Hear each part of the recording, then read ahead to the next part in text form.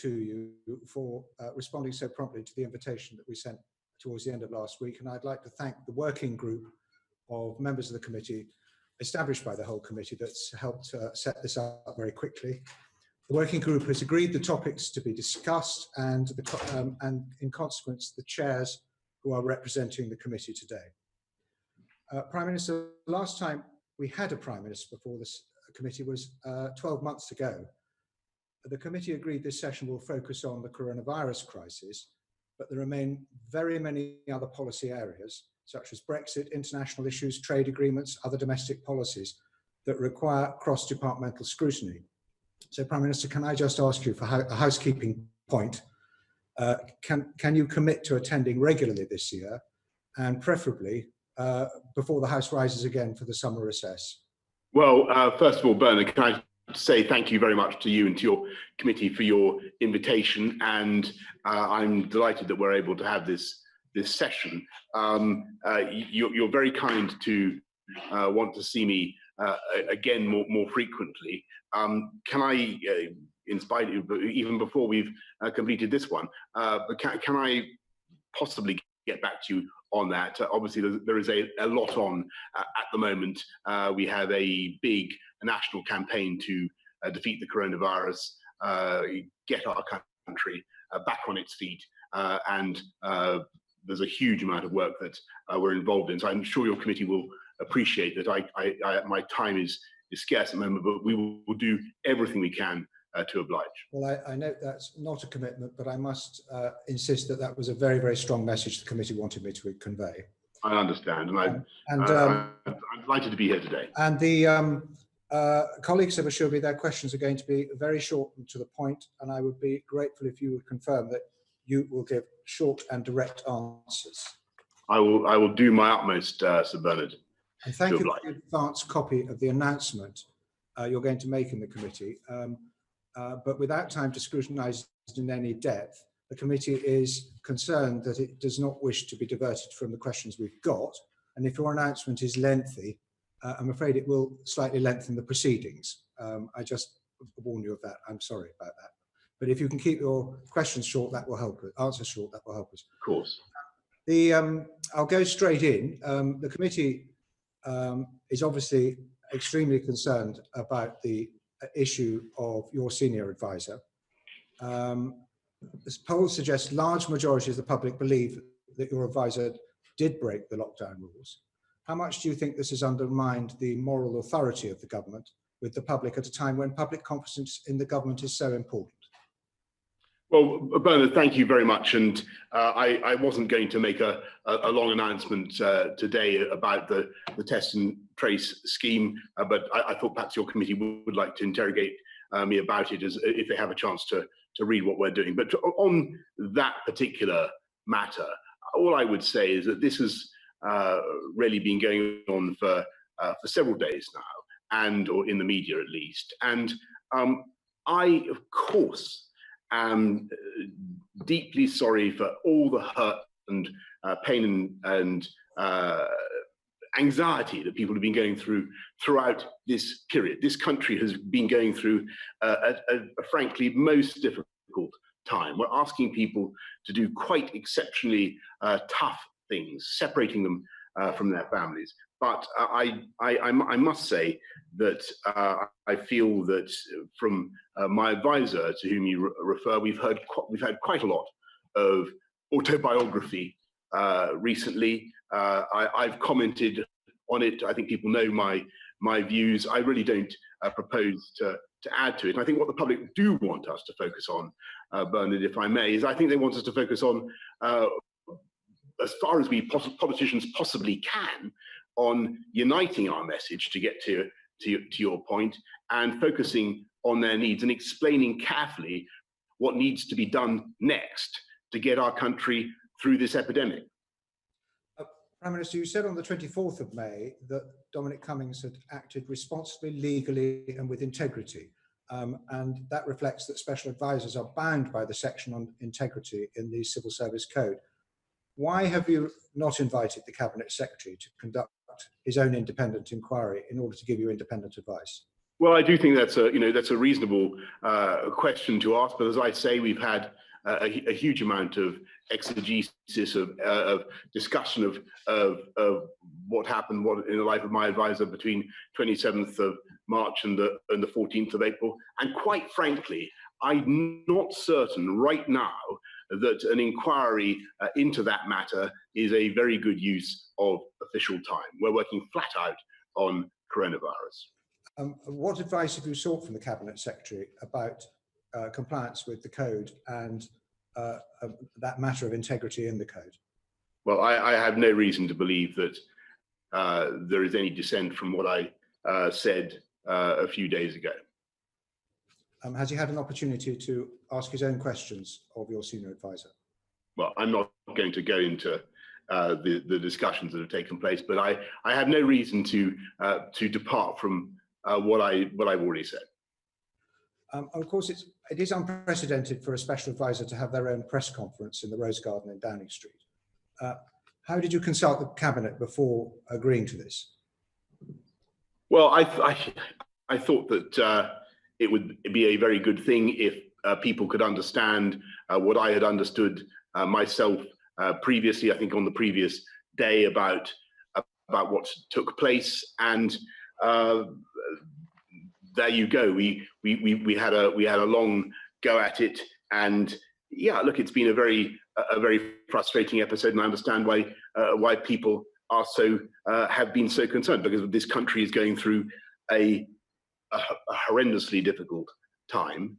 But I really think that, insofar as what we need to do is to focus on getting the message right, which is, I think, probably common ground with your committee, then I think what we need to do really is to move on and to get on to how we're going to sort out a coronavirus, which is really, I think, the priority, the overwhelming priority of the people of this country. We have a plan. We've been going through it. It's working. We're now coming tomorrow, the 28th of May, to a very important next stage. Pete Wishart. Thank you, and good afternoon, Prime Minister. It's good to see you in front of the Liaison Committee, and for the first time ever. Can I just start by saying to you, I actually think that you've been quite brave in the way that you've been prepared to sacrifice the credibility and popularity of your own government just to stand by your man.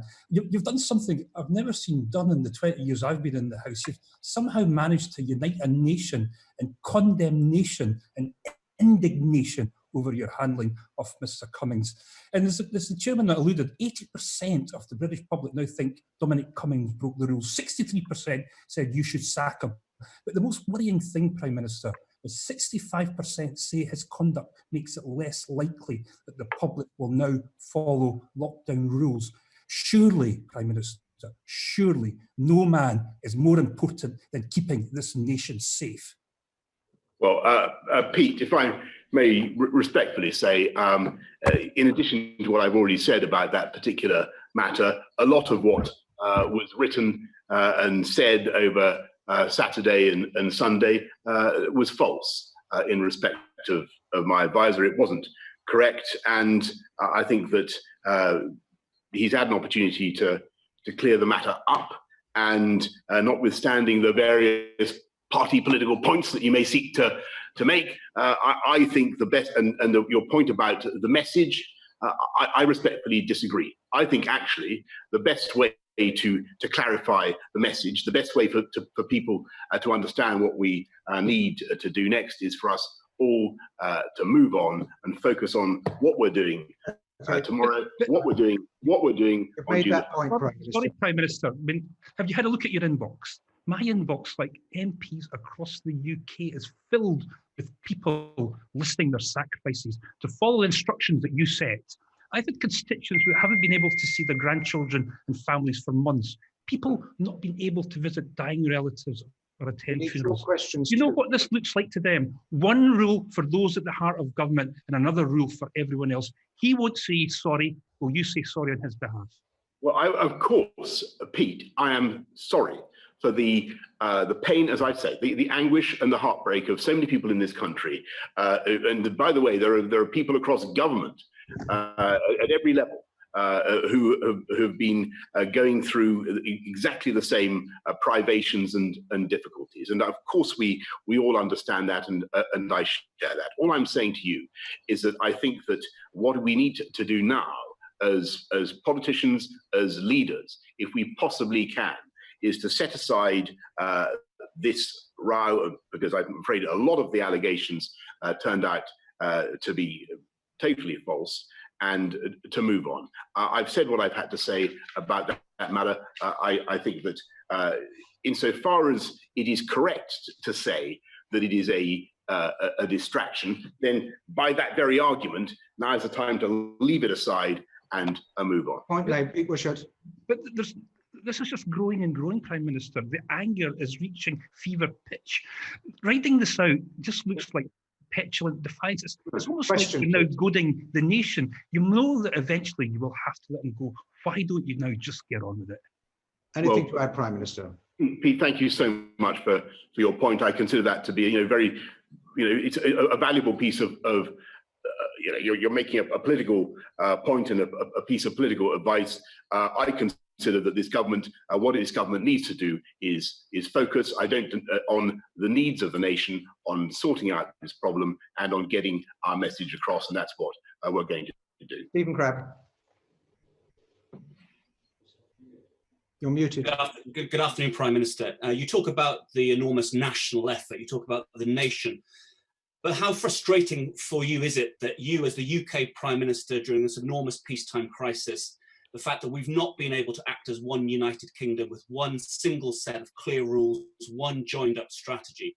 Or do you actually think that the variable geometry of a four nations approach actually reflects the strength of the union at this time? Well, Stephen, a really good question. And actually, one of the interesting things, which you wouldn't possibly guess from my exchange just now with Pete, is there's been fantastic cooperation, collaboration between all four nations of the UK.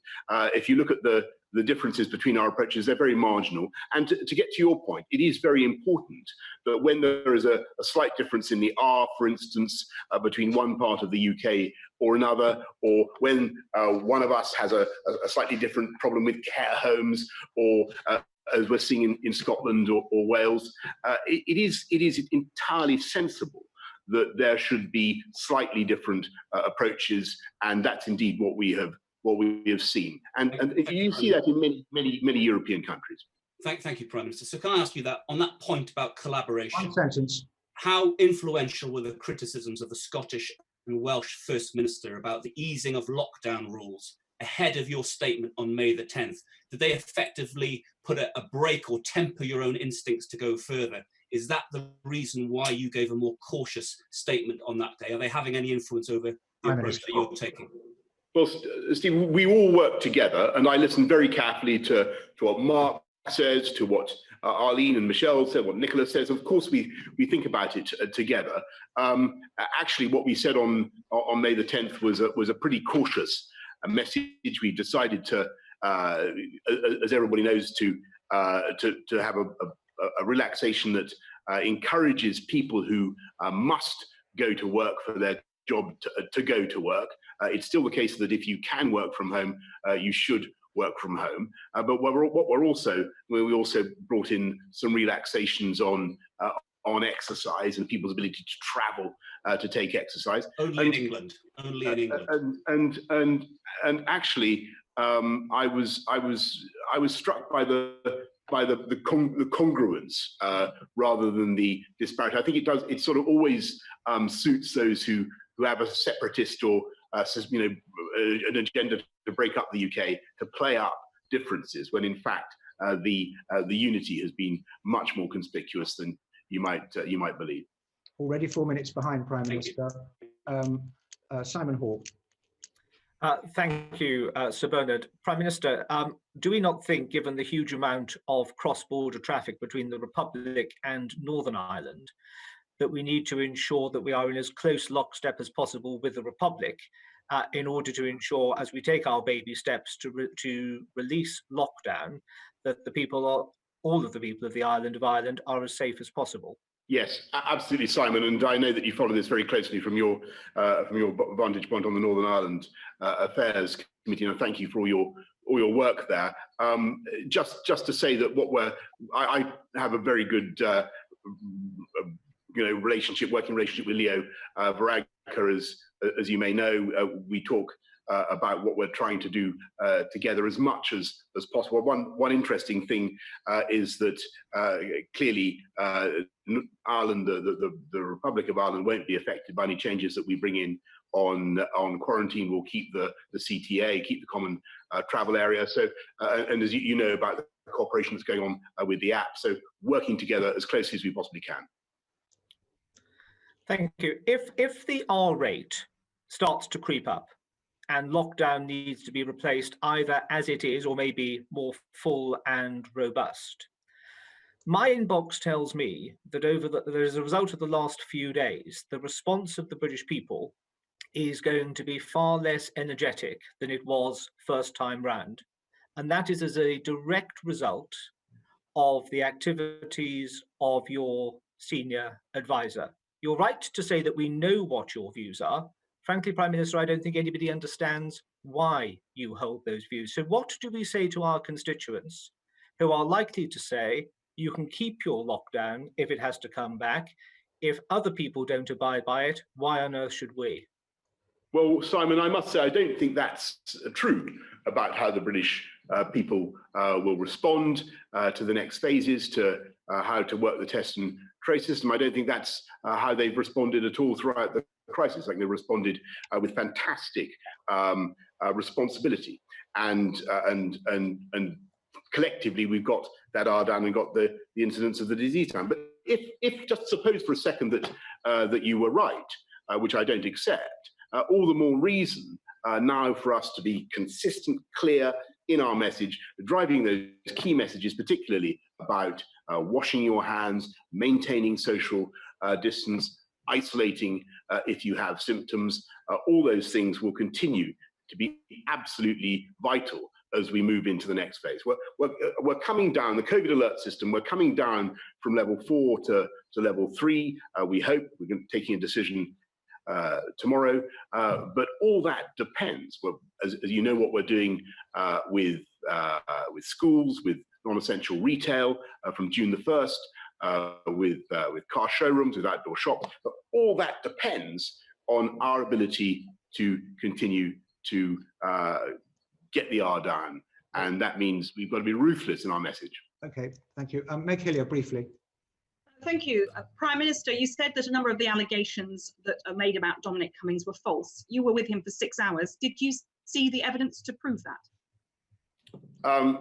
Meg, I don't want to yes go or no, into, Prime Minister. It's a simple question. Yes, or did you see the evidence? I don't want to go into much more than I've said. It's a simple question. Did you see the evidence? If it pleases you, I will say yes, I did. But I don't want to. Okay, well, if you that's fine. Prime Minister, you saw the evidence. Would you agree that it would be a good idea for the Cabinet Secretary to see that, or for it to be published, and then this problem might be off your table? Well, I think actually that it would not be doing my job if I were now to shuffle this problem into the hands of officials who, believe me, Meg, are, as I think the public would want, working flat out to deal with coronavirus. I think everybody's had I know that there's a great political interest in this. I'm not certain that, and I understand that completely, and I totally understand public indignation. I totally understand that, but I do think that as I understand things, and I've said what I've said about the whole business, I think it would be much better if we could now move on and focus on the next steps. We must try avoid repeating ourselves. Yvette could. Well, I don't know how, but I mean, I can ask the same question. What else can I do?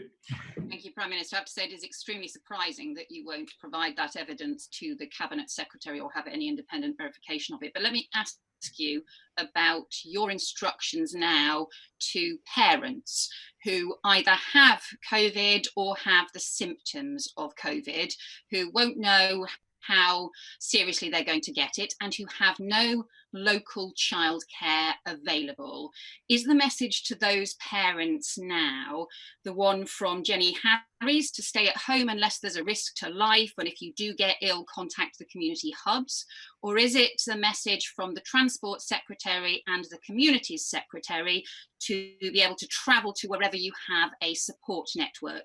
In the words of Robert Jenrick this morning, if you don't have ready access to childcare, then you can do as Dominic Cummings did. Which is it? Well, I'm not certain, Yvette, that there's as much of a discrepancy between those two bits of advice as you suggest. And I think what Jenny was trying to say was that if you've got exceptional difficulties with childcare, then you should take account of them. Okay, but we're not talking about exceptional difficulties with childcare. We're talking about the very normal difficulties with childcare. A survey from Mumsnet today found that a quarter of parents said they didn't have access to local childcare when they had COVID and were in exactly the same circumstances as Dominic Cummings. A third of them said they'd be more likely to break the rules now. So if you are trying to tackle local outbreaks and prevent them spreading, you need to be giving clear advice to parents. Yeah. And what is it? Because it is not clear to me from listening to Jenny Harries and to Robert Jenrick what that advice to parents who are in Dominic Cummings' situation. The clear advice is to stay at home unless you absolutely have to go to work to do your job. If you have exceptional problems with childcare, then that may cause you to vary your arrangements, and that's clear. We're also saying from tomorrow that, and this is an important development, that there is a new test and trace operation which will change people's lives and which will require a great deal of thought and compliance, but which I think will be worth it for the whole nation. And the fundamental advice remains absolutely unchanged, which is wash your hands, observe social distancing, and self-isolate if you have symptoms and get a test. I'm asking specifically about your advice to parents who have COVID. Advice to parents you are not giving. The reason that you are not giving, the reason you are ducking it, the reason you're trying to. I'm not ducking it. I'm not ducking it. Actually, I've just said that I agree. I don't think that you're actually travel across the country, even though it may mean them having to go into a hospital somewhere else where they may see further infections. Do you want them to do that? Or do you want them to stay put when they don't have local childcare, like around a quarter of parents? Yvette, I think you'd have to look at each individual case, and there were particular circumstances that my advisor explained. I think what Jenny Harries was trying to say was that where there are exceptional difficulties, then people needed to take account of them. And other than that, I don't really know what I can add. No, here's the problem, Prime Minister. The reason you are ducking this is because the reason you're not giving people a straight answer is because you are trying to protect Dominic Cummings. The reason you've sent all of your ministers out to say fudgy things and unclear things is because you are trying not to incriminate Dominic Cummings and you don't want to apologise for him. The problem is that means you are putting your political concerns ahead of clear public health messages to parents who have coronavirus. And the consequence of that is putting your political concerns above the national interest. You are trashing, in the words of public question, please? If I may say so, I don't wish to be. Let me put this to you as a precise question. On the way into this crisis, you were criticised for getting a whole series of messages, decisions wrong on shaking hands, on business as usual, on letting Cheltenham go ahead. Have a question, please. A series of those things, and 40,000 people are dead. We need you to get this right now. So can you tell us, you have a choice between protecting Dominic Cummings and putting the national interest first. Which will it be, Prime Minister? Well, I think my choice is the choice that the British people will want us all to make, Yvette, and that is, as far as we possibly can, to lay aside party political point scoring and to put the national interest first, and to be very clear with the British public about what we want to do and how we want to take this country forward. And we come now to an important juncture. We're moving to step 2 of our roadmap. And I think that this conversation has, to my mind, illuminated why it's so important for us to move on and be very clear with the British public about how we want to deal with that and how we want to make progress. And frankly, when they hear nothing but politicians squabbling and bickering, it's no wonder that they feel confused and bewildered. It is much, much more important that we stress the vital messages, stay at home if you can, go to work if you must. That will change, obviously, for some sectors as June the 1st approaches, and then June the 15th when more non-essential retail comes on. We must have social distancing. It's absolutely vital, and really those messages need to be pumped out the whole time by you, Yvette, just as much as me. Prime Minister, we would love to have clearer messages. I need you to give those clearer messages. We've had a long time, Yvette. We must move on. Are there any other further questions? I'm obliged to ask the committee. You want to ask about the Prime Minister's advisor, otherwise we're moving on. Simon Hall, very brief, please. Thank you. Agree entirely with the seriousness of the situation, but I don't think anybody can understand why Mr. Cummings is so pivotal to moving this country forward dealing with coronavirus. This is now a distraction. People are very annoyed, Prime Minister. Is that on your radar? Well, I think, Simon, you've made that point, I think, several times now. And my respectful point to you is, yes, I do understand people's feelings. I do understand why people feel such indignation about the whole business, the pain of the whole business of the lockdown. But I really also think that what they want now is for us to focus on them and their needs, rather than on a political ding-dong about what one advisor may or may not have done. And to repeat an important point, which I don't think you've acknowledged, a lot of the allegations that were made about that advisor were simply not correct. And I don't think that point has been sufficiently acknowledged. We're moving on to science and health, unless there's anybody wants to carry on with that subject. Right, we're moving on to science and health. Greg Clark. We're now quite far behind, I'm afraid. You're muted, Greg. Okay. Is that better? Yeah. Prime Minister, good afternoon. It's good to see you back.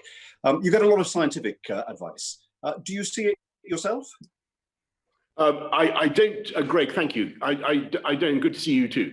I don't actually read the scientific papers except in exceptional circumstances, but what I do get is the direct digest from SAGE, which, as you know, is chaired by Sir Patrick Vallance and co-chaired by Chris Whitty. And they give me the cream of that advice. Okay, so you get a summary. From reading that advice, can you explain why we have in this country a policy of 2 meters social distancing when the World Health Organization recommends 1 meter, and countries that have a very good track record in controlling COVID, countries like Hong Kong, Singapore, Australia, and Germany, specify either 1 meter or 1.5 meters? Well, look, Greg, you're making a very important point, and one that I've made myself several times, many times in the course of the debates that we've had. What was the advice from SAGE? And the advice from SAGE remains at the moment that there's a very considerable reduction in risk at 2 meters. My own hope, and this is where I hope we can get, my own hope is that as we make progress in getting the virus down, in reducing the incidence, that we will be able to reduce that distance, and which I think will be particularly valuable on transport and clearly in the hospitality sector. But the virus is international. The virus doesn't recognise international boundaries. Science is international. Have you asked your advisors why our specification should be the highest in the world? I have, actually. What was the answer? And their answer is that that's what they feel is the right interval for us to protect. That's why there's a difference. And we rely and have done throughout on the guidance we get from our advisors, and that is what they think is appropriate at the moment. But Greg, you know, that may evolve. As you know, SAGE has changed its advice, for instance, on face coverings. Advice needs to be interrogated and discussed, Prime Minister. But perhaps you could ask SAGE to review the 2-metre rule in good time for shops and other places to consider their practice on the 15th of June and publish what they say, because this has a massive impact on whether many workplaces can open. Would you make that commitment? I can not only make that commitment, Greg. I can tell you that I have already done just that. So I hope that we'll make progress. Promising, good. When contract tracing is underway, if you're phoned up and told to stay at home because you've come into contact with an infected person, is staying at home compulsory, or can people use their judgment?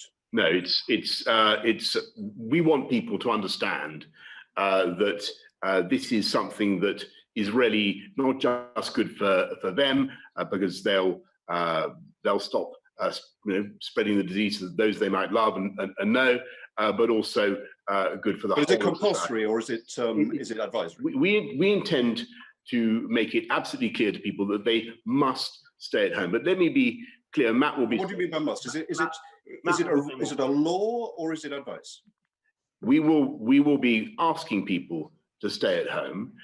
If they don't follow that advice, what we will be saying is we will consider what sanctions may be necessary, but financial sanctions or fines or whatever. But what, of course, by the police or by civil authorities? Well, whatever is appropriate. But what I would say. On Monday. But whatever I know, because we're not bringing. To begin with, we're asking people to do it as a matter of course. If they're contacted by an NHS tracker tracer, then you should. If you're contacted by an NHS tracer and you're told that you've been for more than 15 minutes, less than 2 meters away from somebody who has tested positive for coronavirus, then you should self-isolate. That's what we're saying. And you should advise. You should.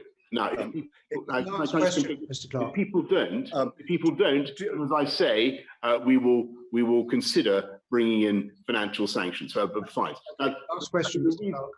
Let me just ask one wrap-up, if I may, Bernard. Do you have to talk to the contact tracer? Have you got an obligation to do that?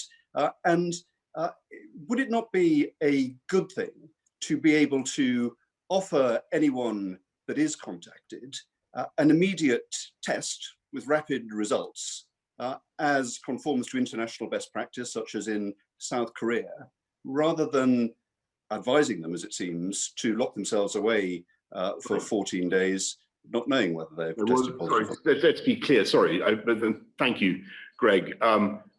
Important point.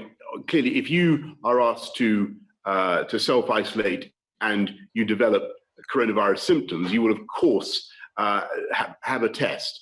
The difficulty. But what if you don't have symptoms? The difficulty with testing people who are asymptomatic is that they may very well have the disease, but not test positive for it for a long time, and that can run right the way through, I'm afraid, for quite a long period. So that's the difficulty we have there, Greg. Just too many false negatives. Now, a lot of people will listen to this and so it's scientific advice, not capacity, that is driving that. You've had advice that you shouldn't do that on scientific grounds rather than capacity. That's completely right. And a lot of people listening to this will say, and this is a big change, right? And so people need to listen to this and understand. They will say, hang on a mo, you're telling me that if somebody from NHS Test and Trace contacts me and says, I'm a contact of somebody who has coronavirus, I've got to self-isolate for 14 days.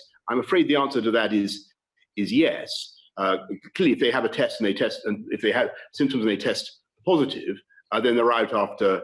Then the self-isolation ends after 7 days. But if I'm afraid if you're asymptomatic, you don't have symptoms, then you've got to do it. Now, people will say this is a grave imposition. And again, to get back to the conversation we've been having throughout this session, it is a huge imposition, but it will be on a very small minority of the population, a very, very small minority of the population.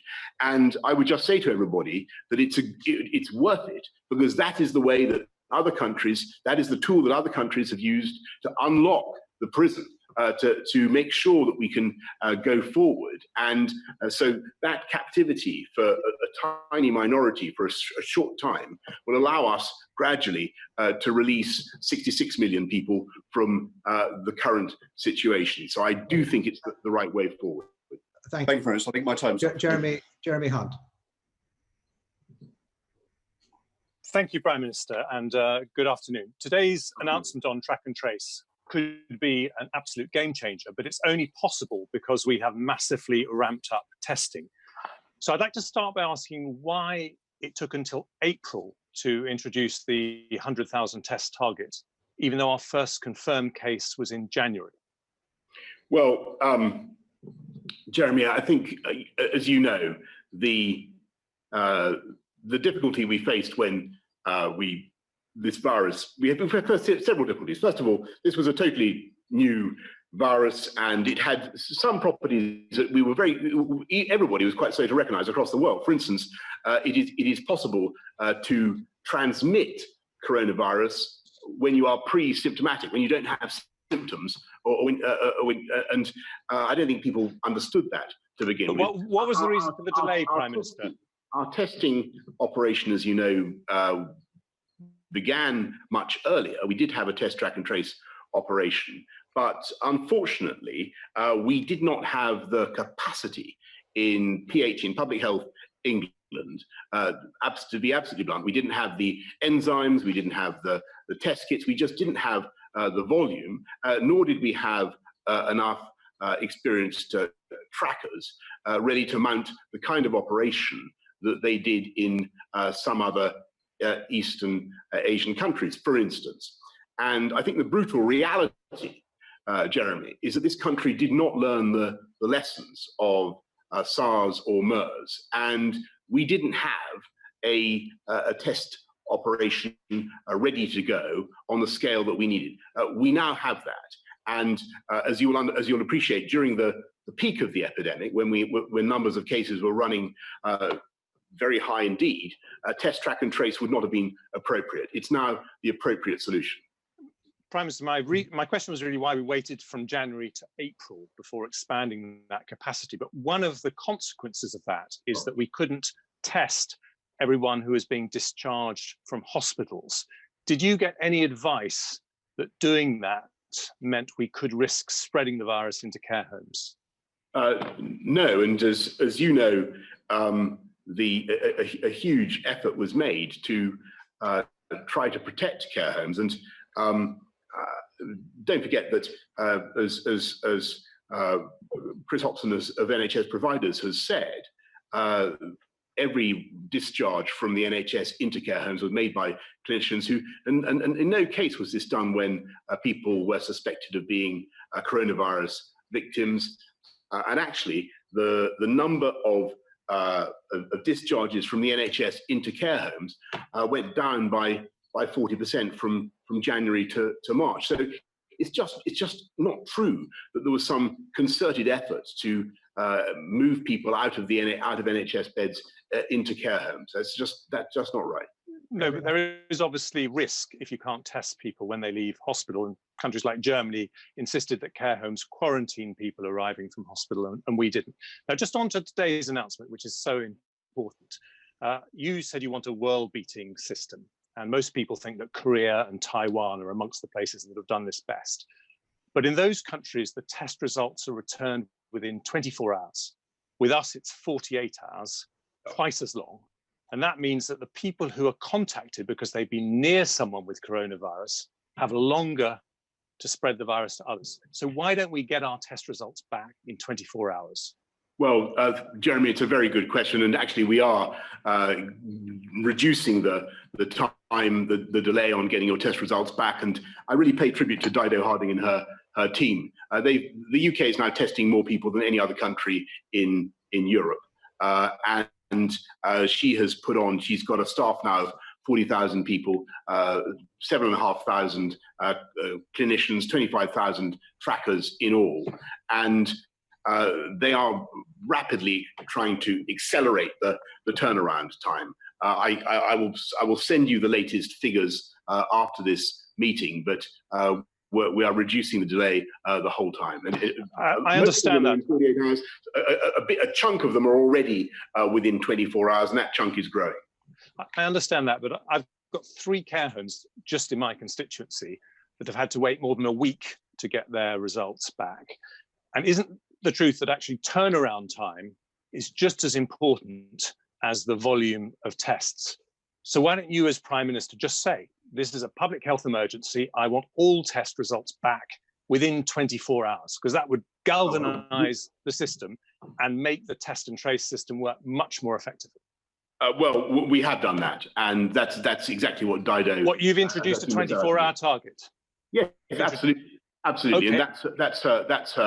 And that's her goal. And if you talk to both to Dido and to Chris Whitty, the CMO, the Chief Medical Officer, they would agree strongly with you that the quicker the turnaround time, the faster you can check whether someone actually has a coronavirus, the more effective your test, track, and trace operation is going to be. And when have you told them they have to meet that 24-hour target by? I'm not going to give you a deadline right now, Jeremy, because I've been forbidden from announcing any more targets and deadlines. But give me a sense. Is it in the next week, or is it going to be, in the next month? Give me are we talking weeks or months? It's going to be as soon as possible. Weeks or months, Prime Minister. Perhaps I could just say one thing that might be of use to Jeremy and to the committee, which is to understand where we are with test and trace. Tomorrow, and we must be absolutely clear about this, I'm not going to pretend to you, Jeremy, or to the committee, that what we will have tomorrow will be valuable, it will be useful, it will be a very important tool in our fight against coronavirus, but it will be getting steadily better to become a truly world-beating test and trace operation in the course of the next days as we go through June. This has gone from a complete standing start to a huge operation. And so, Jeremy, I don't want to give you a exact deadline for when we'll get down to 24 hours, but that is plainly the ambition, and we'll do it as soon as we can. Okay, a final brief question, Prime Minister. Like us, Canada, Israel, and Singapore all have a lot of agency workers working in their care homes. And they've banned them from working in more than one care home because they don't want agency workers to spread the virus from care home to care home. Will you look at doing the same thing here? Not only that, Jeremy, but we've done that already, because what we've said, if you look at our care home action plan, what we said was we were going to stop the movement, the migration of workers from one care home to the next, because plainly that was what was happening. You were seeing outbreak after outbreak because staff were moving from, particularly in chains of care homes, from one to the next. So that has been put a stop to, and that's why the number of outbreaks in care homes has gone down from in the hundreds a few weeks ago to 7 or 8 a day today, and that's why the number of deaths in care homes has now come down so dramatically. I'm not going to pretend that this has been anything other than a tragedy, an absolute tragedy, what has happened in care homes. But the care home action plan, including the measure that you've just described, has already had a very, very powerful impact. Can I just interject, Prime Minister, that what is causing the delays to tests? How are you resolving those problems, and who's in charge of implementing that resolution? Okay, the delays to testing are caused very largely by difficulties in the labs with actually producing the results in a speedy and effective way. And we've had problems with some labs I'm not going to to mention by name that haven't just, things have fallen over in their operations. They haven't been able to get the results back fast enough. And so we're working on all sorts of solutions, including batch testing and other faster methods of testing that I'm sure the committee are already familiar with, pregnancy style tests and so on, in order to speed it up. So there've been a host of technical problems, but notwithstanding those problems, the UK is now testing capacity is now up at about 100. That's been very helpful. We'll stop there. That's very helpful. And we're going to go up to 200. Clive Betts. Thank you, Bernard. Prime Minister, good afternoon. You mentioned that this whole system of testing, tracking and tracing was from a standing start. But already in this country at the beginning, we have a lot of highly qualified professionals called directors of public health, who are experts in the field of contacting people, tracking and tracing. Why were so many of them last week saying that their involvement in designing this system had been minimal? Well, Clive, that's one of the issues that I've raised repeatedly, and has been raised repeatedly with me, a strong desire to have much more local expertise and use all the local knowledge far more effectively. And one of the reasons why we decided at the heart of Dido's operation is the chief executive of Leeds Council. I'm sure you know who is helping to make sure that we're not trying to reinvent the wheel here. We are using local experts, people who understand their communities, as well as recruiting more trackers from around the country. Well, I would say it seems to many people that the involvement locally was almost an afterthought. So we're now going to have this grand national system. Department of Health's involved, the Public Health England are involved. We've got phone banks, we've got an app eventually. How will the local arrangements that you just described, the involvement of Directors of Public Health, fit into that? And who in the end will be accountable for the whole system? Well, I will be accountable for everything, but the person. So we can blame you for everything that goes wrong, then, Prime Minister. In my experience, it's very hard to avoid blame, and quite right too. But look, Dido is leading it, and she's doing a very good job. And I thank her and her team. They got a standing start, 40,000 people. Well, let's go on a little bit, because I think the government have now announced that there will be, every area will have an outbreak control plan, an outbreak control committee who will be responsible for that plan. Precisely, who are these committees? Who's going to form them? And if there are going to be local lockdown measures, which have been referred to recently, will it be the local committees that decide on those and impose them? Thanks very much, Clive. No, what we will be, obviously we'll be working with the local outbreak committees, and those responsible for dealing with whatever happens locally will clearly go through the local resilience forums, which are leading on this. But there will be strong directional effort and control from the joint biosecurity centre that we are now setting up. And members of the committee will be familiar with this change. We're moving to we're going to have much more observation and detailed knowledge of what's happening. So those local committees are responsible to the Biodiversity Committee at national level. That's it. That's how it works. That's it. And the Joint Biodiversity Biosecurities Centre will be looking at, for instance, the other day you saw there was an outbreak in Weston-super-Mare, and we moved very quickly to close things down there to try to sort it out. That's the kind of whack-a-mole tactics that we're going to use as we keep driving the virus down and keep reducing the incidence. It's very, very important that we have a very sensitive test, track and trace operation in order to cope with local outbreaks. Right, can I just follow? It refers to a question that Greg Clark asked earlier. I understand there probably are long-standing sanctions for people who don't isolate with a disease which is notifiable under the public health rules. Directors of Public Health seem to understand that. But what is missing, Prime Minister, is that if someone is infected and then is asked for information about the people they've been in contact with, I understand there are absolutely no sanctions if they refuse to provide that information. Isn't that a major hole in the system that needs addressing? Prime Minister. Thanks, Bernard and Clive. Yes, you're totally right that this is something that we're relying on people's public spiritedness, on their willingness to cooperate and defeat the disease.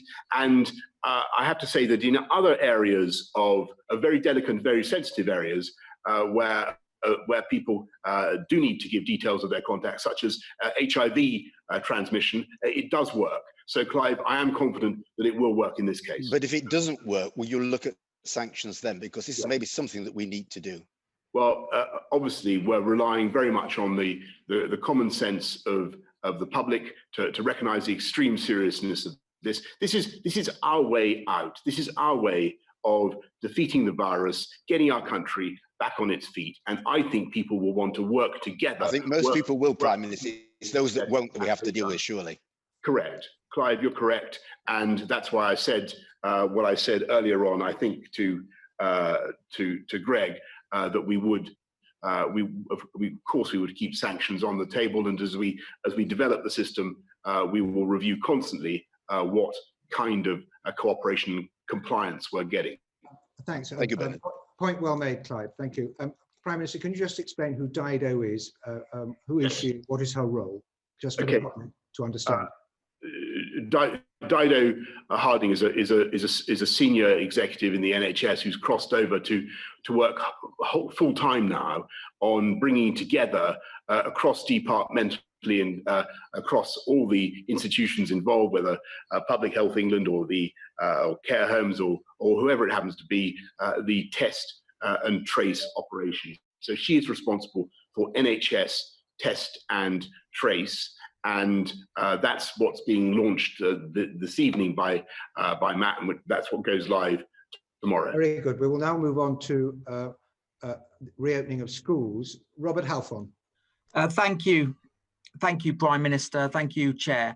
Can you assure all those parents, children, teachers and support staff who are watching today that the phased school opening on the 1st of June is absolutely safe, is of minimal risk, and that all the required testing, tracking and tracing will be given to teacher, staff and pupils, and there will be the required PPE where it is needed?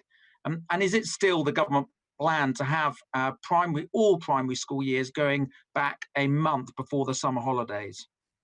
Okay, Rob, well, there's some very important questions. Just to remind everybody, because not everybody would have clocked this yet, what we want from June the 1st is for primary schools to begin gradually to go back. So early years, reception year 1 and year 6.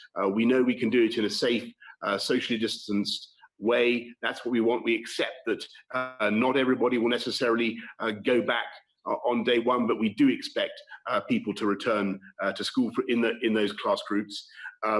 We do believe it's safe, provided everybody remembers the guidelines that we've set out, and everybody understands the crucial things you've got to do, particularly maintaining social distance and washing your hands. Those are the absolutely and of course self-isolating if you've got symptoms. Those are the crucial things that you've got to do. They can't be stressed often enough. And on your point about the rest of primary school, Rob, we want to keep that under review. We'd like to do it if we can. It depends on our national success in keeping the disease under control and driving that incidence down. And so we'll continue to review it in accordance with the scientific advice. Mr. Halfon.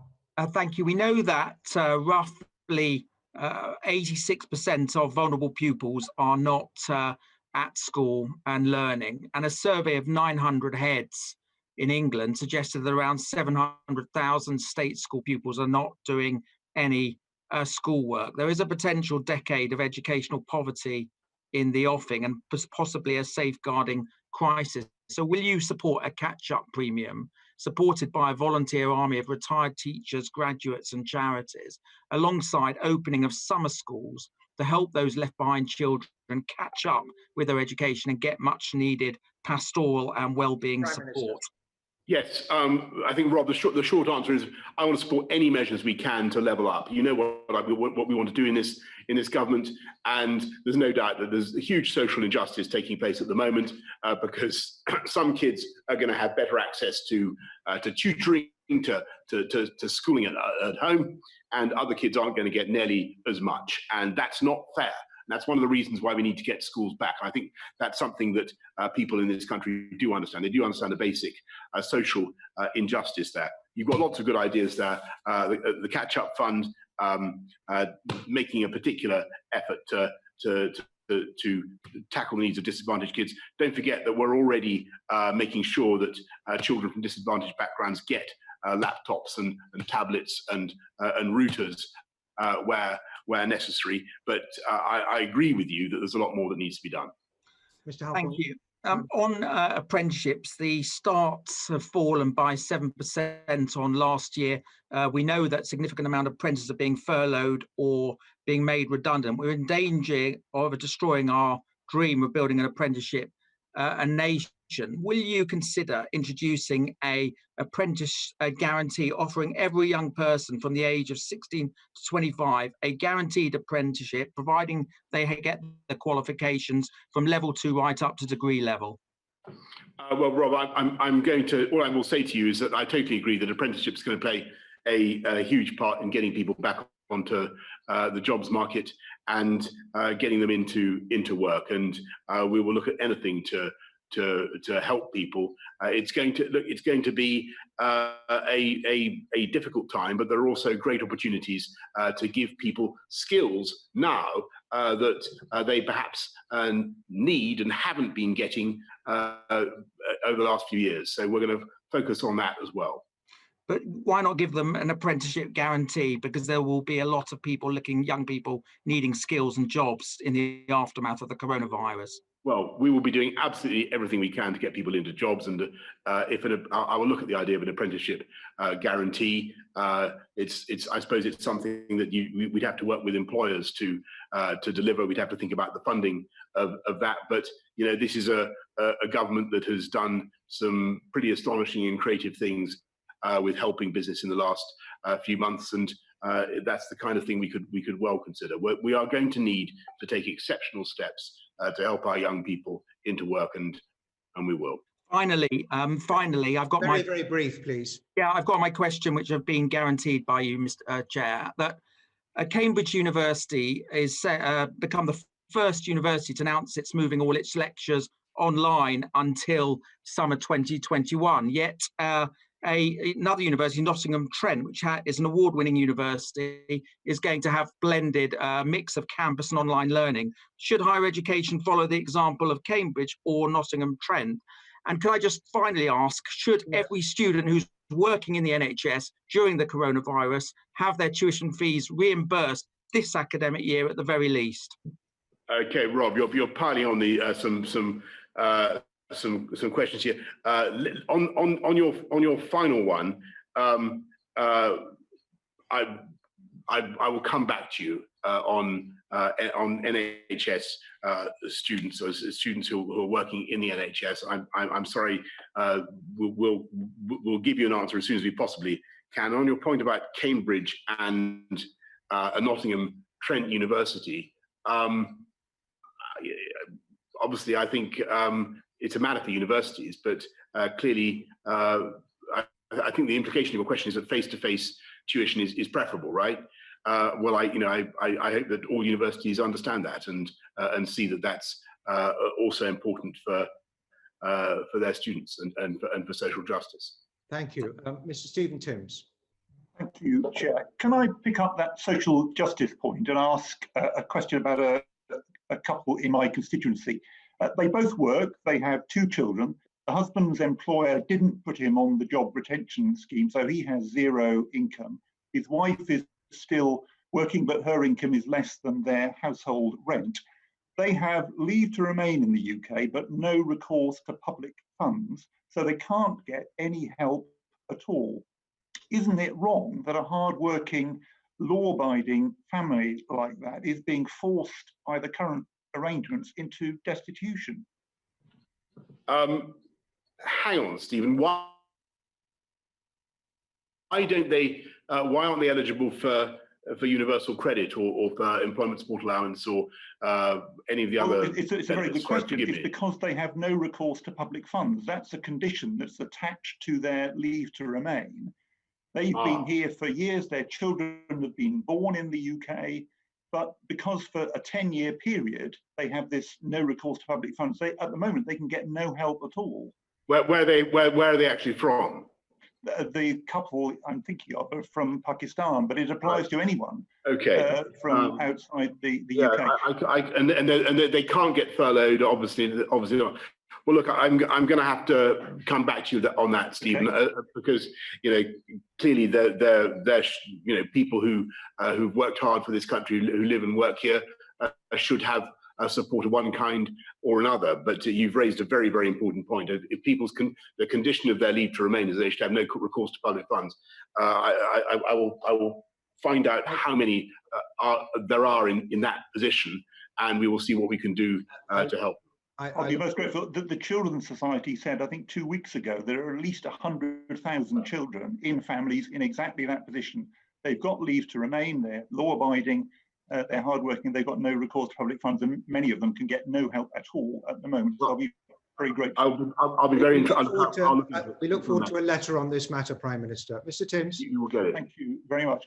Can I raise a separate point, really picking up Robert's point about a proposed apprenticeship guarantee? I just want to point to the success of the Future Jobs Fund after the last crash in supporting young people back to work.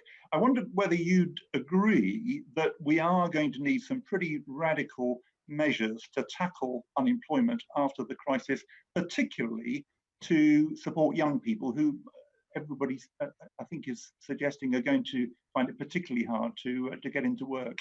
Yes, and that's why I think the idea of Rob's idea, this apprenticeship guarantee, is so attractive, because what we have done is we put our arms around every worker and help them keep their job, but businesses, they may need support in the coming months as they get back on their feet in taking people on, and so we'll need to think about how to help them.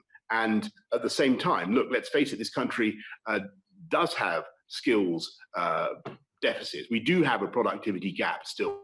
This might be the moment, Stephen, when we really start to try to tackle that and address use this crisis to address some of these issues. So I can assure you that the Chancellor and I and everybody we're looking at all this stuff very closely, and we'll be wanting to come forward in June, early July, with much more about how we get employment going again, how we get the economy restarted. But for now, it's very important that we focus on defeating this virus.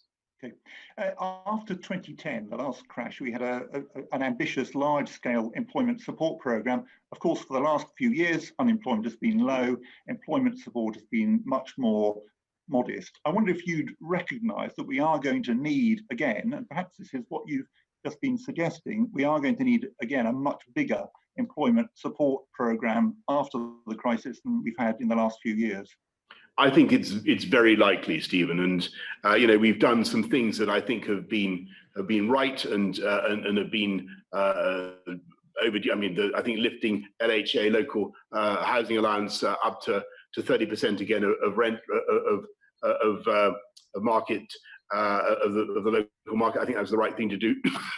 Forgive me. That helps a lot of people. What we've done with universal credit's also been important, but this is going to be the challenge now is going to be about getting the economy moving again and creating jobs, high-class jobs, good jobs for the whole country. And forgive me, my mantra remains that the way to do that is with fantastic infrastructure, better education, better skills, and technology. We're going to stick ruthlessly to that. And indeed, just so everybody, I said this before to Conservative colleagues, but I'll say it to everybody on this committee, we're going to double down on that programme. We want to intensify that. It's going to require as well, I think, support for people to get into employment, as well as making sure there are jobs there. And the point made forcefully to our committee recently has been it takes a good year to get an employment support programme into its stride. So I wonder whether you'd agree it really is very urgent to get a programme planned and underway. Yes, though don't forget, Stephen, what HMRC has already done, what the government has already done at incredible speed in getting the furlough programme going. Nobody thought we could do that thing so fast, and they did it very effectively. So I think one of the ways in which this country is getting easier, as it were, to help, where people are getting easier, we do have so much more data. We understand where people are, what the problems are, one of the things that we're using to tackle this epidemic. So I hope that we'll be able to be very fast in dealing with the economic issues on the spot as we are trying to deal with the health and the medical issues right now. Thank you. Let me move on now. Thank you very much. Caroline Notes. You're self-muted at the moment, Caroline. I've unmuted. We've heard about the phased school opening, and that's going to happen at a similar time to the retail sector opening up, where we know nearly 60% of employees are women. Whose advice have you taken, Prime Minister, on how that phasing and the availability of childcare might impact women's ability to get back to work? Well, as I say, I'm pleased that I think your question, Caroline, is directed at whether or not we've got a sufficiently female representation at the top of government, helping us to inform these decisions. And I really think we have. You look at the head of policy in number 10 is Munira Mirza. The election manifesto on which we both fought successfully was written by two women, and the most important appointments we've made just in the last couple of weeks, whether it's Dido Harding or Kate Bingham, who's running the vaccines operation, have also been women. So okay, can I just interrupt you there, Prime Minister? The EHRC have said that they've been ignored by Downing Street and that you've not listened to any of their advice on the unequal impact of COVID. Which experts are you listening to on the impact this virus has had, particularly on female employment? Well, there's a general study being conducted across Whitehall about the inequalities aspects of COVID, and that will be reporting to me. There's a study on the medical inequalities that Professor Fenton is producing, and that should report by the end of this month. The Institute for Fiscal Studies said that women are more likely to be furloughed, or they're more likely to be in sectors where they've been shut down. They're also worried about the availability of childcare and their employers making decisions for the future based on which employees might have those challenges. You said that you hoped employers would be considerate, but that doesn't give any legal protection. Do you think optimism is good enough? No, I think it's very important that people are given the protections that they need, and we will.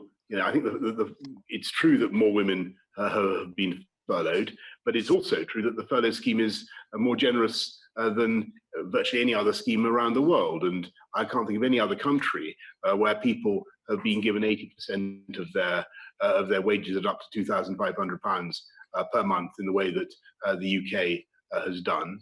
And we will continue to look after people, to put our arms around our workforce, to help them back into work. And Caroline, your point about the particular vulnerability of female workers is very good, because female workers, women workers, I think they have been harder hit by this thing, because very often they will have jobs, particularly lower paid jobs, that make it more difficult for them to work from home. And that's why we need to get this thing moving if we possibly can, keep fighting the virus, keep defeating it, and help people get back into work. We went into this crisis with record female employment. That's a fantastic achievement. But in order to come out of it with women being able to go back into work, we're going to need a childcare sector that's functioning. What specific thought have you given about additional assistance to the childcare sector? We've already invested considerably in supporting childcare, as you know. It was in our and we will do whatever it takes to help women get back into work. And I think I agree with you. Childcare is absolutely critical for the success of our economy. Specifically, how has the Government Equalities Office contributed to the decisions about which parts of the economy should open up first? Caroline, we take every decision with full consideration for the equalities impacts, as you'd expect that any government department, any government does these days. Thank you for that. Certainly, Bernard. After you, sorry. No, I just wanted to know, the Prime Minister commented earlier that he felt there had been enough female voices in the decision-making processes. Why have they not been more visible? When I said, I don't think I said enough, by the way. I just said that there'd been a lot. I think that it's certainly true that I'd like to have had more female representation in the press conferences so far. We've had Jenny Harries has been mentioned. Pretty has done a few. We will do our best, Caroline. And what can I say? You made the distinction, Prime Minister. Dido will be appearing this afternoon. Can I just ask you, how much do you think having women in the room when decisions are being made actually changes the nature of those decisions? I think it can make a huge difference. A huge difference. To be honest, that may sound like a vaguely sexist thing to say, but it's very important. Prime Minister, you made the distinction between there being a lot of women and enough women. How many is enough? Oh boy, this is that's a question on which I'm not competent to pronounce. Is it not 50%? It's not a joking matter, though, is it? It's not, and all I say, Caroline, is that it's incredibly important to us, as Conservatives, and we have more. 50% would be great. We have large numbers of female MPs of great talent, including yourself, in the House of Commons now, far more than I believe. You made the point, Prime Minister. And we have, and never forget, it's only the Conservative Party that produced 2 female prime ministers. Okay, well, we won't start on that. Maybe you'll be the third. Thank you very much, Caroline. Thanks, Bernard. Prime Minister, we're moving on to the final group of questions, and in many respects, the economy is the most important issue, because that's what's going to make the difference between people living in misery or prosperity as we come out of this. So I very much hope you will afford us a few extra minutes so that we can get these very important questions in. I will be extremely grateful to you. Mel Stride. Thank you, Chair, and good afternoon, Prime Minister. Prime Minister, in your response to Stephen Timms just now, in terms of addressing the importance of getting unemployment down as we come out of this crisis, you referred to your mantra, and you referred to doubling down basically on spending on training and apprenticeships and infrastructure, etc., all of which I think are important, incidentally. But you've also said in the past that austerity is not something that we're going to get involved with. And yet, what we do know is that the structural deficit will have increased very significantly as we come through the other side of this crisis. And whilst we may be able to borrow at low rates for some time, that will be predicated on a clear and credible plan that the markets believe in for getting that structural deficit down. Given your stance on spending, that means significant increases in the overall tax burden in this country, does it not? Well, Mel, I think I understand exactly where you're going with your question, but I think you're just going to have to wait, and if you can, until till Rishi Sunak, the Chancellor, brings forward his various proposals. And you make an important point about the potential this country has to borrow at good rates and to invest in infrastructure, amongst other things. We didn't have to wait, though, Prime Minister, when it came to basically saying there will be no return to austerity.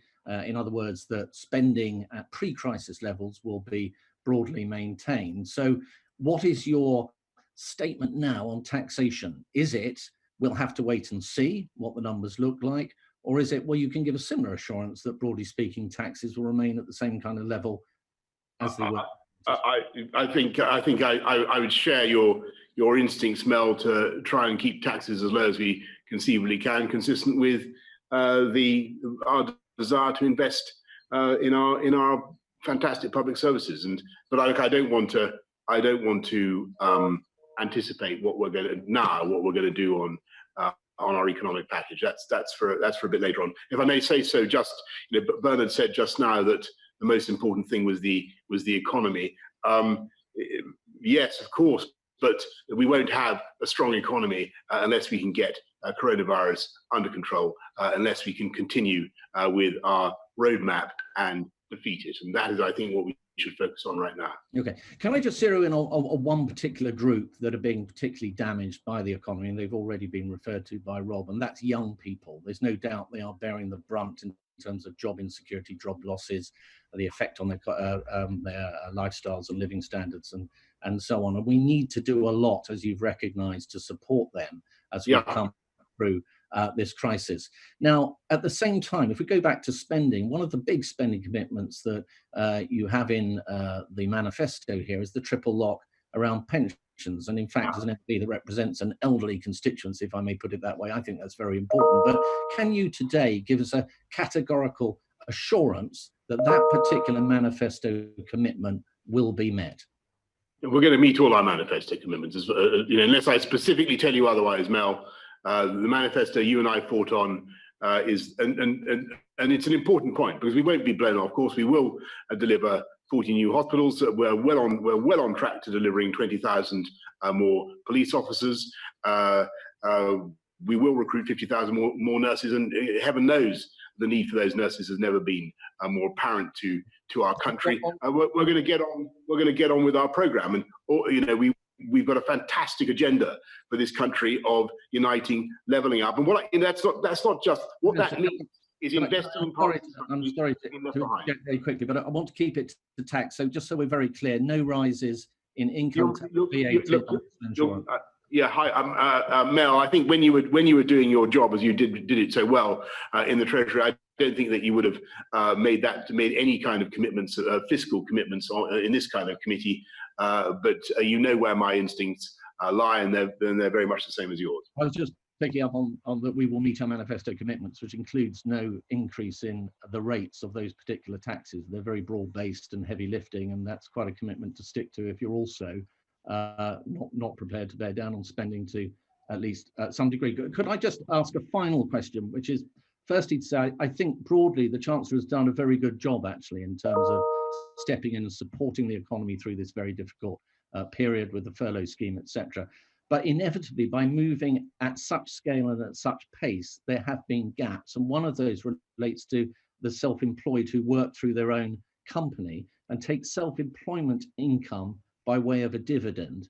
And that currently is not being allowed to contribute to the assessment of the amount of furlough that they should qualify for. HMRC say it's too complicated to do that.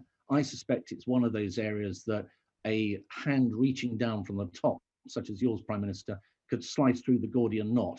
Are you prepared to personally have a look at this and potentially help hundreds and hundreds of thousands of hard-working, self-employed people with their furlough? Yeah, thanks, Mel. Look, I really do understand the needs of the self-employed in this time. It is tough. You're making a very good point about those who get income by way of a dividend.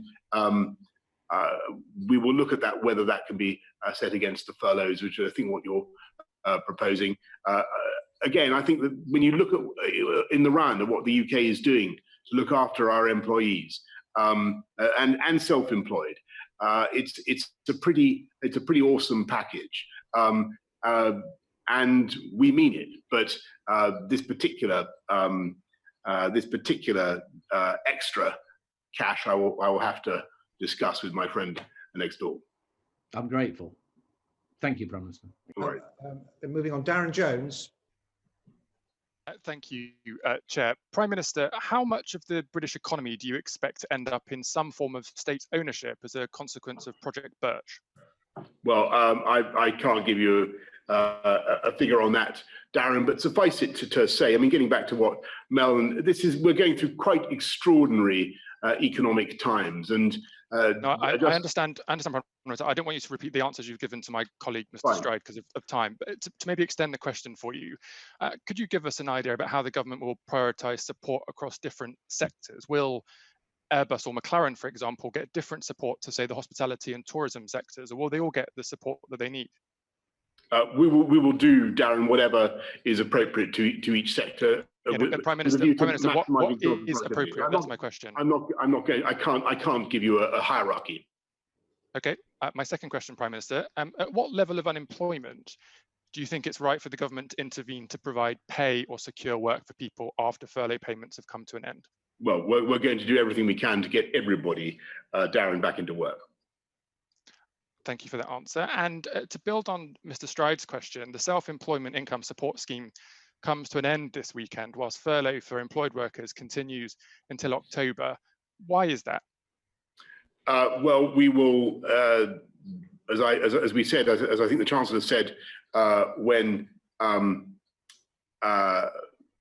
we announced the scheme for self-employed people, we will keep it under review, and we will do what we can. Prime Minister, it's this weekend. It's this weekend that income gets cut off. People will have a lack of income from next week. Don't forget that self-employed people already have the access to bounce-back loans, and they, I think the last figures I saw were 15 billion has been lent on the bounce-back loans. Income tax payments can be deferred till next year, and people are of course eligible for all sorts of other government support, including the more generous universal credit that and other things that I've already mentioned. Prime Minister, universal credit is not generous, and it's unfortunate that you don't have an answer for those in self-employment whose income will be ending this weekend. Prime Minister, these questions were trying to get an idea of the scope of the government's ambition for supporting businesses in the economic recovery, and I'm afraid that your answers haven't been particularly instilling of confidence. Businesses, workers, unions and consumers will need to see that from you in order for them to return comfortably to work, school or the high street. Will you be bringing forward a full economic recovery package to this committee and to Parliament before the summer recess? You can take it, Darren. I must say I respectfully disagree with what you said about this government's economic package for this country. I don't think there's any other country that has done anything like the furlough scheme. I think that even your colleagues on the Labour benches would accept that it's generous and it's right. And yes, in answer to the short answer to your question is yes, we will be bringing a full coronavirus post-corona economic recovery package to you and to everybody else in Parliament. We look forward to that, Prime Minister. And just to clarify, I wasn't criticising the economic package. I was just highlighting the lack of confidence from the public in the government in lifting the lockdown restrictions. My last question, very briefly, Chair. Earlier in the session, you said to my colleagues that the allegations against Mr. Cummings were untrue. Could you set out specifically for this committee which allegations specifically were untrue? Well, I've gone into that before, and I have really nothing to add on what I've previously said.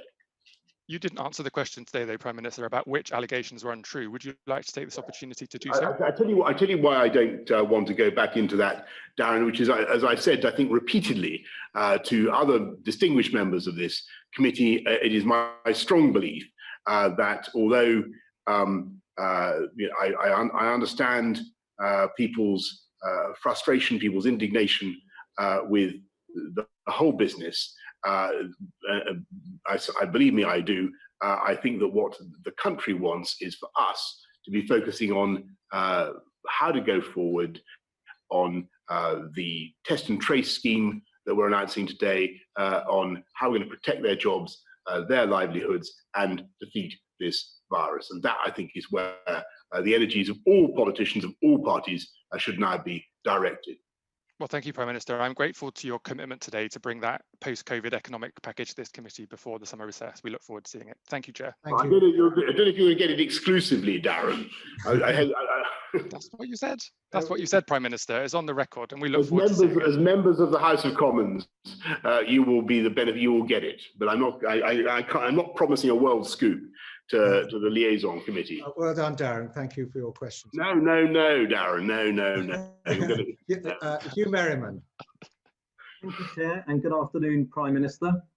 With regard to quarantine for those coming into the UK from the 8th of June, can I ask you why now, when we're easing the lockdown and other countries are ending quarantine, and why not when we entered into lockdown? First of all, second point first, the reason we didn't do it then was because the scientific advice was very clear that it would make no difference to the arrival of the epidemic, or vanishingly little difference to the arrival of the epidemic. It might delay it by a bit, but it would still come. The reason for doing it now is because across the world we're seeing the infection rates come down. They're coming down here in this country. What we don't want to see is reinfection from abroad, and we think a sensible quarantine scheme can help to prevent that, and that's what we're going to do from June the 8th. Prime Minister, many have commented that a sensible regime would look at the countries and their R rate, and if it's below ours, then there should be no need for quarantine. Whilst that may not be possible for the 8th of June, will that be possible for the next 3-week period, which is the 29th of June, to allow those buying cheaper flights for their summer holidays, which have gone on sale today, to be removed from the threat of quarantine? Yes, absolutely, Hugh. We want to make sure that we use the 3-week reviews to be sensible. We want to drive the R down as fast as we can in this country, and to have as sensible a quarantine scheme as possible to keep flows as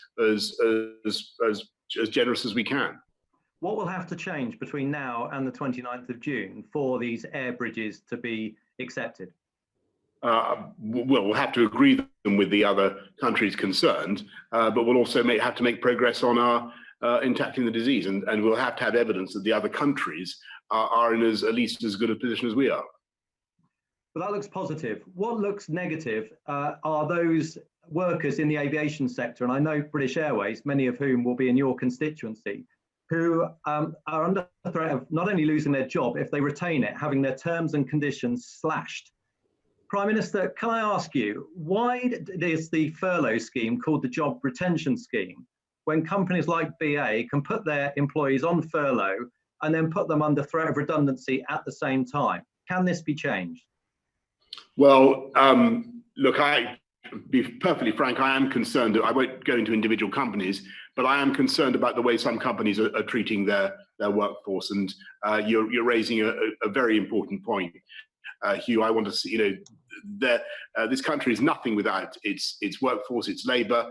We've got to look after people properly, and we will. And I'm well aware of some of the issues that are starting to arise. People should not be using furlough to, just cynically to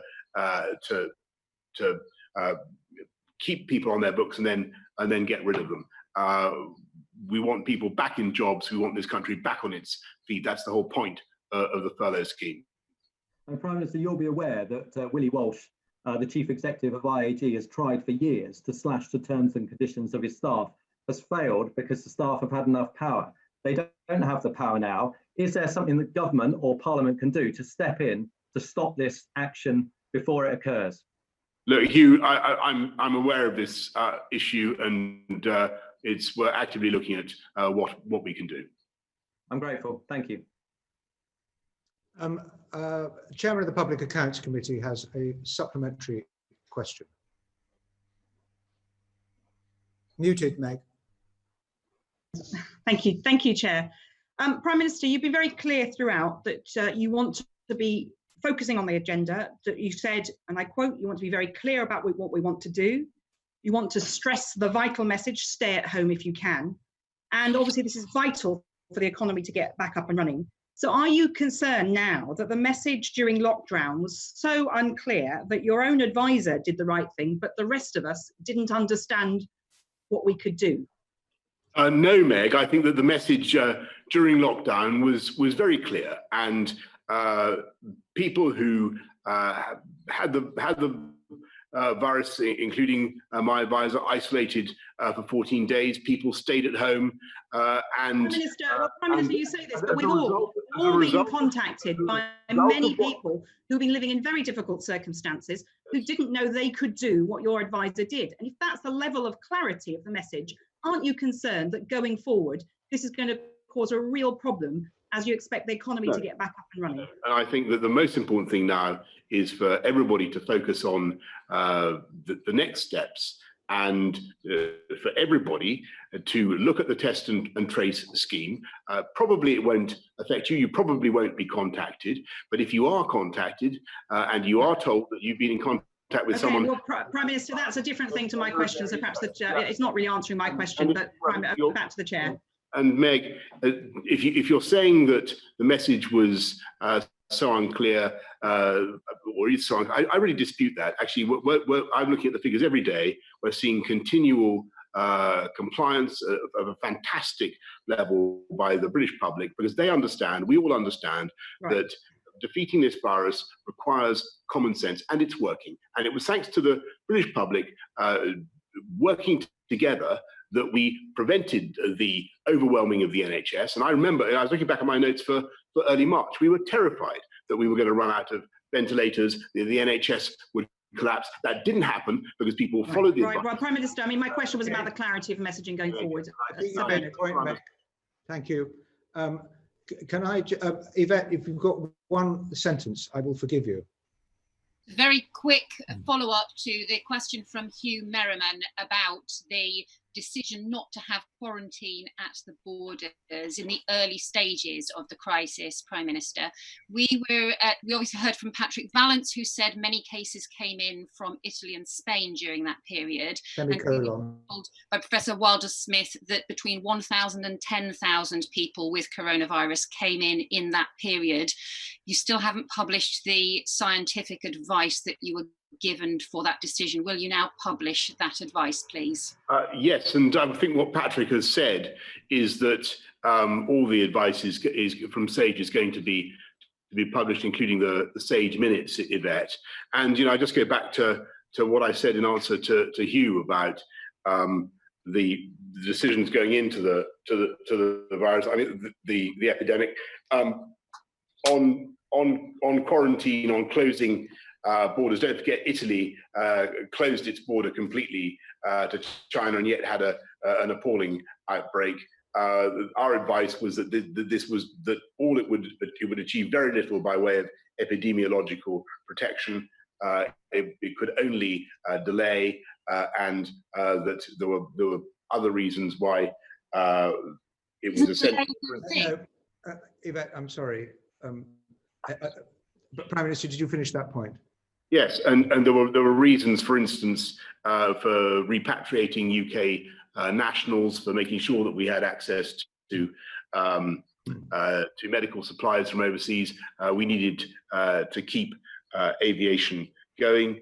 But Yvette, people will study all these decisions. I'm sure they will, and maybe they will find fault with them. But I can tell you they were taken in good faith, with the intention to defeat the virus and save lives, and they were on the best possible scientific advice.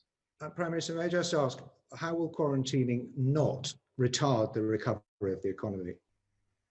Well, I hope it will not retard the recovery of the economy, Bernard, by helping to prevent reinfection, which could lead to a second outbreak, and the R going over one again in such a way as to do serious economic damage to necessitate another lockdown. And that's the logic. But you understand the conflict. May I just raise 2 points from absent colleagues? Obviously, we have had far more demand to be in this meeting than we could accommodate. Julian Knight, the chairman of the DCOS committee, particularly concerned about the hospitality industry and charities, which we haven't had time to address. And what? And charities. Charities, yeah. What can you say about the hospitality industry and charities? Well, on the hospitality, Julian should know that we're really trying to go as fast as we can. It is very difficult to bring forward hospitality measures in a way that is socially involves social distancing. But I'm much more optimistic about that than I was. And I think that we may be able to do things faster than I previously thought. Charities, I think we put very concerned, £750 million from my memory to support the charitable sector during what is obviously a very, very tough time, and we'll be trying to help them. And the chair of the Defence Committee laments the sense that there is a capable HQ for this crisis, where I would suggest that there needs to be constant reviewing and learning on a comprehensive scale. It seems to take a long time for lessons to be learned and things to be changed because such an HQ does not exist. What would you say to that? I don't agree with that. I think that actually what we've now got in here in number 10 is an operation, a COVID response operation led by Simon Case, who's very distinguished civil service that I'm sure is familiar to the committee. He's looking not just at the health aspects, but at the economic recovery aspects as well, bringing it together across Whitehall. And obviously, we have a structure that you will understand the various ministerial groups that work towards the decisions that we take. When we take these decisions every morning, there's a meeting here chaired by me. We have all the key players. We look at the data for the day. We work out where we are and what needs to be done that day. We share it with cabinet colleagues when we need to get to a decision. If cabinet approves, that then goes to the devolved assemblies, to the devolved administrations, to the opposition parties with whom we've been working very closely, and we then, once we've all got to a place where we're confident that we're in the right place, we go public with it. And so tomorrow, I'm hoping that we'll get to a state where we can announce further steps forward, further measures in step 2 of the roadmap. And you've heard a bit already about retail, about schools. We hope there'll be a little bit more to come as well. But it all depends on fighting that virus, following our common sense, and making sure that we stay alert, and everybody knows what the critical things are. We can't take these steps forward if the infection rates start to go up again, and if the R goes up again. I think everybody's got that. Well, I thank you, Prime Minister, and thank you for taking so many questions. We've covered quite a broad waterfront. Your track and trace proposals, I think the salient points that I would take away about speeding up testing, educational inequalities arising from the COVID crisis, the unequal effect of the crisis on women, particularly women with children, the dividends point raised by the Chancellor, which seems to be a lacuna in the business support package. And raised by Mel. Yes, indeed. Did I say somebody else? I apologise. But you promoted him as Chancellor. But anyway. Well, I'm sorry. But I mean, I think this all underlines how much I think this has been of great benefit for the public to understand what is going on, and for the public to see Parliament holding you to account on these matters. I really do think it would be a benefit if we could see you again before the summer results. I knew you were going to say that. Well, I could see you. I could see you were working yourself up to say it again. Bernard, I'm just going to repeat the answer I gave at the very beginning, which is that we're working flat out to defeat coronavirus, to get our country back on its feet. I think it is very important. I have enjoyed this session. I think it's very important for us to try to, been difficult though some of the questions have been, I think it's very important for us as parliamentarians to share ideas and to discuss things together in the way that we have in the last 90 minutes or so. The trouble is it does take a huge amount of Sherpa time, of preparation time, but we will do what we can, Bernard. We will do what we can. Just point out the questions where you've hesitated and decided to go away and think are some of the most positive answers you've given in some respects, and that's where we want to help. And I hope that you will come back soon. Okay, well, that's my colleagues for being thank you very much. Disciplined and so helpful in this session. Thank you. Order, thank you. Order. Thank you.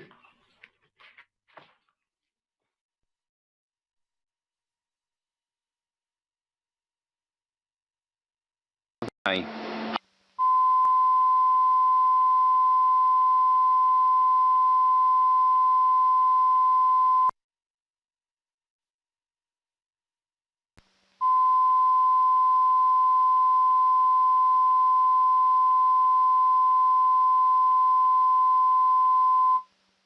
Control room 3.